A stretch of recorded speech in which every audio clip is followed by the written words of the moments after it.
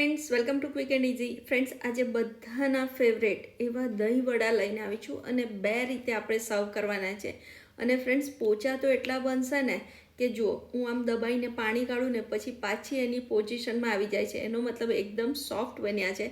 Friends, તમે આયુર્વેદમાં believe કરો છો? જો તમે આયુર્વેદમાં બિલીવ કરતા હોય ને તો અડદની દાળ અને દહીં એ બે સાથે ના ખાવું જોઈએ.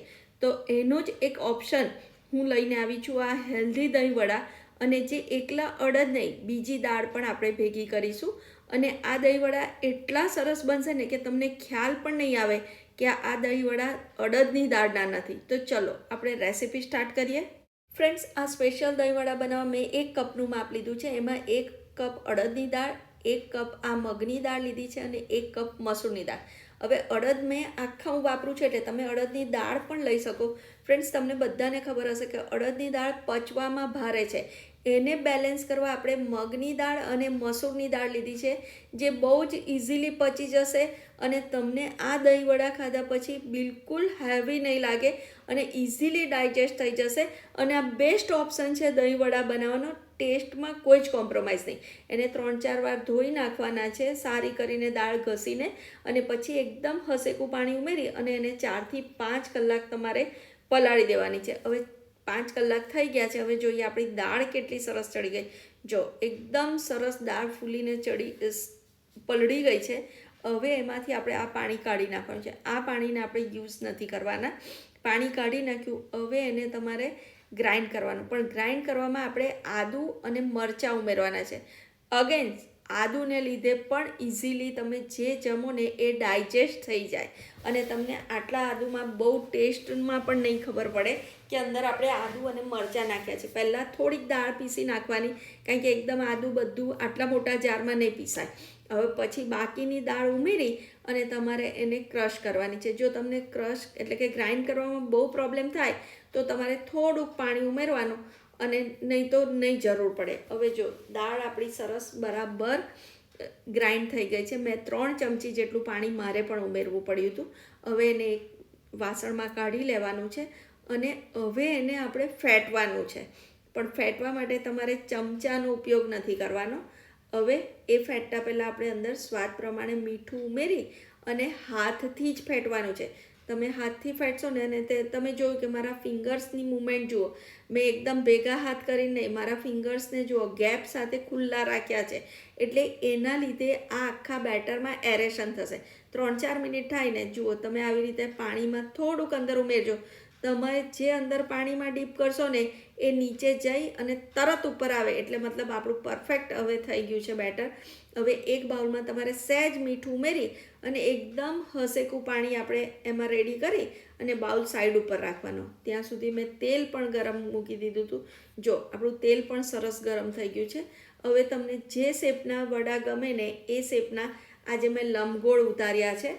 બસ હવે એને તમારે વડા ઉતારી અને આપણે જેવા દહીં વડાના ડીપ ફ્રાય કરતા હોય ને, બસ એ જ રીતે તમારે બધા વડાને ડીપ ફ્રાય કરી લેવાના છે. હવે તમે જુઓ કે જે વડા પલાળવાના હતા એમાં મેં સહેજ મીઠું ઉમેર્યું. એ મીઠું એટલે ઉમેર્યું કે જ્યારે તમે આ વડા પાણીમાં બોળીને પાણીમાં રાખશો ને, તો ભલે તમે નીચોવી દો પણ તોય થોડુંક તો પાણી અંદર રહે જ, અને એના લીધે તમારા આ જે વડા છે ને એ મોડા ના લાગે ને, એટલે મેં મીઠું ઉમેર્યું છે. હવે જો હું તમને વડા પણ બતાવું. જો એકદમ જાળીદાર ને કેટલા સરસ થયા. તમને જોઈને લાગે કે આમાં એકલી અડદની દાળ નહીં પણ બીજી દાળના પણ વડા છે. ફ્રેન્ડ્સ, આ ખરેખર બહુ જ સારા અને બહુ જ સરસ દહીં વડા બનશે અને ઇઝી ટુ ડાયજેસ્ટ. અડદની દાળ જેટલું હેવી નહીં લાગે. તો તમે આ દહીં વડા ચોક્કસથી ટ્રાય કરજો. આ જ રીતે તમે બધા દહીં વડાના વડા ઉતારી દેજો. એ ઉતરી જાય એટલે એક બેચ થઈ જાય, એને પાણીમાં તમારે બોળી દેવાના અને બાકીના બીજા તળવાના.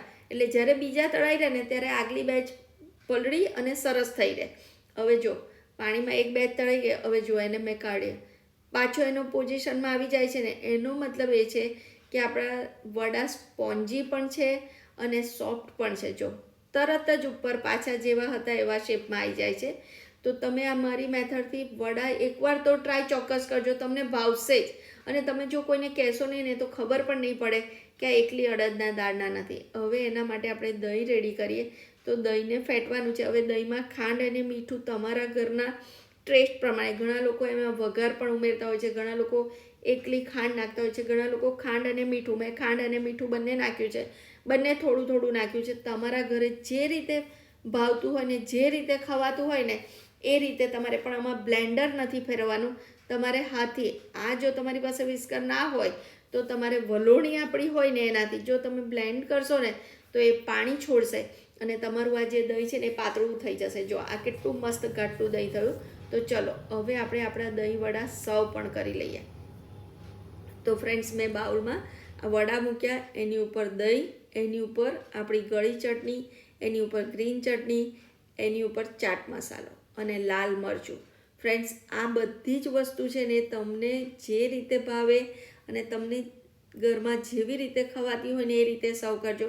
પણ વડા મેં જે રીતે બનાવ્યા છે ને એ રીતે તમે ચોક્કસથી એકવાર ટ્રાય કરજો. આ થઈ ફર્સ્ટ મેથડ કે જેમાં મેં વડા આપણે જે રેગ્યુલર જે રીતે સર્વ કરતા હોય ને એ જ રીતે સર્વ કર્યા છે. પણ હું કહું ફ્રેન્ડ્સ, મને ચટપટું વધારે ભાવે છે, એટલે મેં ચટપટું બનાવવા માટે મેં બે અલગ રીતે પણ સર્વ કર્યા છે. તો ચલો હવે આગળની રીત હું તમને એ બતાવું કે મેં એ કેવી રીતે સર્વ કર્યા છે. ફ્રેન્ડ્સ, મેં બીજી રીતમાં વડાને ડીશમાં મૂક્યા છે, એની ઉપર દહીં ઉમેર્યું છે, એની ઉપર ચટણી એઝ યુઝ્યુઅલ જે હતી ને એ પણ ઉમેરી છે, મરચું પણ ઉમેર્યું છે, ચાટ મસાલો પણ ઉમેર્યો છે, એની સાથે મેં ઉપર મસાલા સિંગ ઉમેરી છે. યસ ફ્રેન્ડ, જ્યારે તમે વડા ખાતા હોય અને આ વચ્ચે મસાલા સિંગનો ક્રંચ આવે ને તો એ વડા બહુ જ સરસ લાગે છે. એટલે કે એક વન ટાઈપ ઓફ ચાટના ફોર્મમાં મેં એને સર્વ કર્યા છે. તો એની પર મરચું પણ ઉમેર્યું, મેં કીધું ચાટ મસાલો, મરચું, ઝીણી સેવ, મસાલા સિંગ, અને તમે એકવાર આ રીતે પણ ટ્રાય કરી જોજો તો તમને આ રીત પણ ચોક્કસથી ભાવશે. રીત મેં જે સર્વ કરી એમાં બેમાંથી તમને જે ગમે એ રીતે બનાવજો, પણ મેં જે પ્રપોર્શનમાં દાળ લીધી છે ને એ રીતે તમે વડા એકવાર ચોક્કસથી ટ્રાય કરજો. અને જો તમને રેસિપી ગમે ને તો તમારા ફ્રેન્ડ સાથે શેર જરૂરથી કરજો. જો જોઈને દહીં વડા ખાવાનું મન થઈ જાય એવા છે કે નહીં, તો તમે ચોક્કસથી ટ્રાય કરજો ફ્રેન્ડ્સ, અને મને સપોર્ટ કરજો. Thank you.